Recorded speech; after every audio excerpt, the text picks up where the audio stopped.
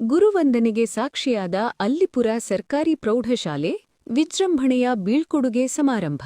ಗೌರಿಬಿದನೂರು ತೊಂಡೆಬಾವಿ ಹೋಬಳಿಯ ಅಲ್ಲಿಪುರ ಸರ್ಕಾರಿ ಪ್ರೌಢಶಾಲೆಯಲ್ಲಿ ಭಾವನಾತ್ಮಕ ಕ್ಷಣಗಳಿಗೆ ಸಾಕ್ಷಿಯಾದ ಅಪರೂಪದ ಗುರುವಂದನೆ ಕಾರ್ಯಕ್ರಮ ನೆರವೇರಿತು.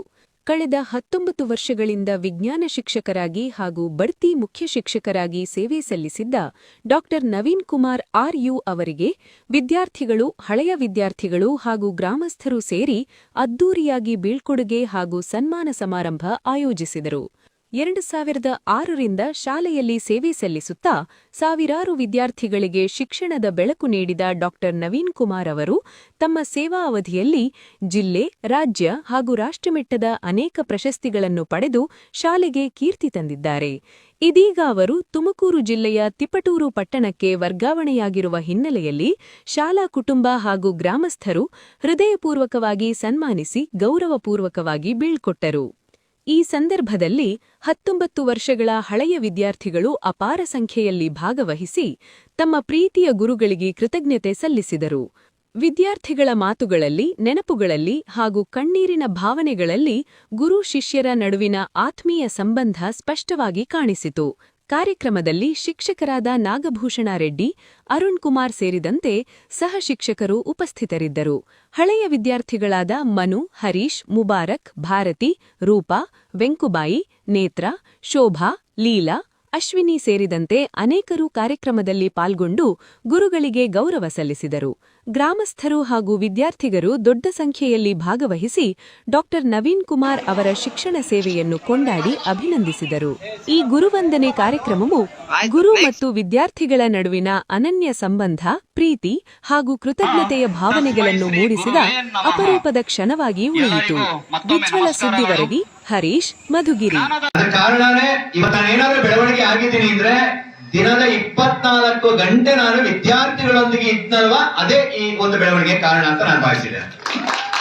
ಯಾಕೆಂದ್ರೆ ನಾನು ಕೂಡ ಎಲ್ಲ ಗೌರವಿದ್ದರಲ್ಲ, ಮತ್ತೊಂದ್ ಕಡೆ ಒಬ್ಬನೇ ರೂಮ್ ಮಾಡ್ಕೊಂಡಿದ್ದು, ಶನಿವಾರ ಭಾನುವಾರ ಬಂತು ಅಂದ್ರೆ ಎಲ್ಲರ ಜೊತೆ, ಸ್ನೇಹಿತರ ಜೊತೆ ಫಿಲಮ್ ಮತ್ತೊಂದು ಮಗದೊಂದು ಅಂತ ತಿರ್ಗಾಡ್ಕೊಂಡು ಅದು ಇನ್ನೆಲ್ಲೆಲ್ಲಿಗೋ ಕರ್ಕೊಂಡು ಹೋಗಿ ಇನ್ನೇನೋ ಆಗಿದ್ರೆ ಈ ಸಾಧನೆ ಆಗ್ತಿರಲ್ಲ ಅಂತ ನಾನಾದ್ರೂ ವೈಯಕ್ತಿಕವಾಗಿ ಭಾವಿಸಿದ್ದೀನಿ ವಿದ್ಯಾರ್ಥಿಗಳ.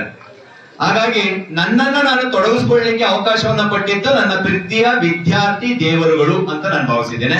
ಅವರೇ ನಿಜವಾದ ದೇವರುಗಳು.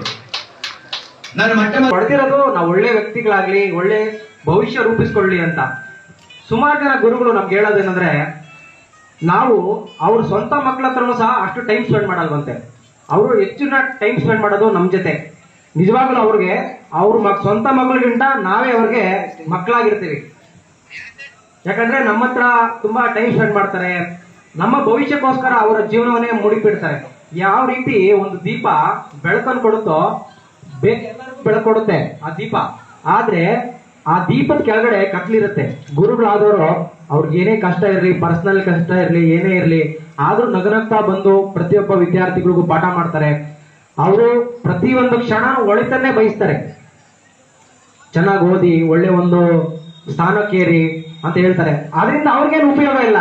ಆ ಉಪಯೋಗ ಇರೋದೆಲ್ಲ ನಮ್ಗೆ.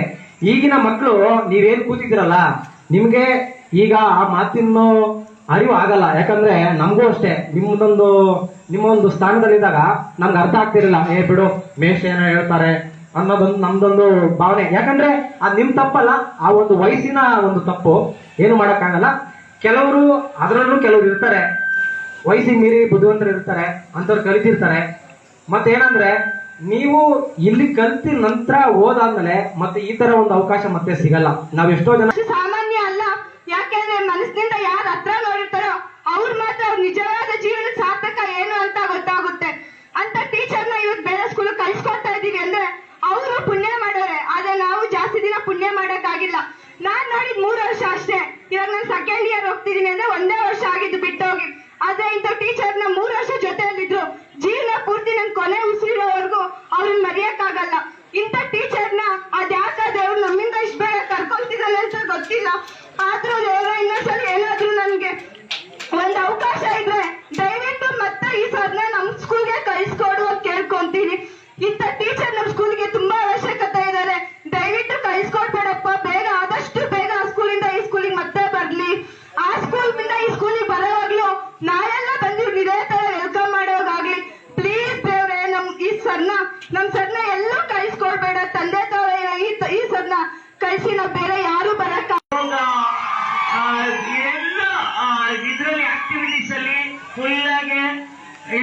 ಮಾಡುವಂತದ್ದು.